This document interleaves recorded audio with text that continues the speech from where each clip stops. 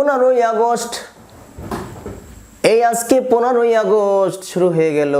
এই 15ই আগস্ট আসার আগে আগে ধানমন্ডি 32 নম্বর বাড়ি থেকে সারা বাংলাদেশে এমনভাবে হই হুল্লা করে ঝাঁকঝমক করে ডাকঢোল পিটিয়ে সারা বাংলাদেশের মধ্যে ওই ধানমন্ডি 32 নম্বর বাড়ি থেকে আয়োজন করা হতো, সাপ্লাই করা হতো সমস্ত জেলায় জেলায়, থানায় থানায় এবং ইউনিয়নে গ্রামগঞ্জে ডাকঢোল পিটিয়ে, হারেন্দা বাজিয়ে এবং বক্স বাজিয়ে, মাইকের মধ্যে ওই শেখ মুজিবের ভাষণ বাজিয়ে তারা উল্লাস করত, নাচানাচি করত, ফালাফালি করত, তারা একটা আনন্দ ফুর্তি করত।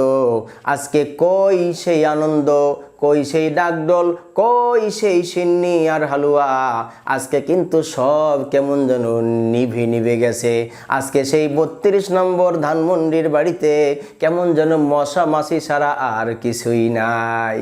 ও ভাই, এই তো দুনিয়া, দুনিয়া এটা হইল ক্ষণস্থায়ী, দুনিয়া এটা যে কোনো সময় শেষ হয়ে যাবে। এই দুনিয়ার মুখে পড়ে কেউ কোনো দিন যেন আল্লাহকে ভুলে না যায়। যদি তুমি আল্লাহকে ভুলে যাও তাহলে আল্লাহ তোমাকে এমন অবস্থা করবে, তোমাকে দুনিয়ার মুখ থেকে, দুনিয়ার বুক থেকে তোমার নাম নিশানা পর্যন্ত চিরতরে মুছে দেবে।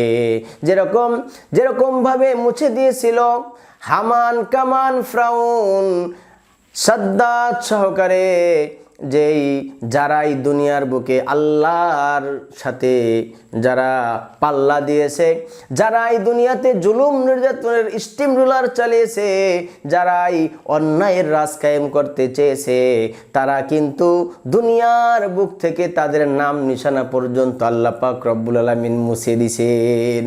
তাই আমাদের মনে পড়ে সেই 15ই আগস্ট শোক দিবস, বিশ্ব শোক দিবস পালন করা হতো। কিন্তু আজকে দেখেন কেমন নিঝুম, নীরব, নিস্তব্ধ হয়ে গেছে। আজকে ওই 15ই আগস্টের কোনো নাম গন্ধ পর্যন্ত নাই। এটা করার মালিক একমাত্র আল্লাহ। তোমরা জুলুম করেছিলা, তোমরা বাড়াবাড়ি করেছিলা, তোমরা একটা সময় এই 15ই আগস্ট আসার আগে আগে তোমাদের কর্মকাণ্ড শুরু হয়ে যাইতো যেই 32 নম্বর ধানমন্ডির বাড়ি থেকে। কিন্তু সেখানেও আজকে সব কিছু নিঝুম হয়ে গেছে এবং সারা বাংলাদেশে পর্যন্ত কোনো জায়গায় ওই শেখ মুজিবের শোক দিবস উপলক্ষে কিছুই করতে পারে না।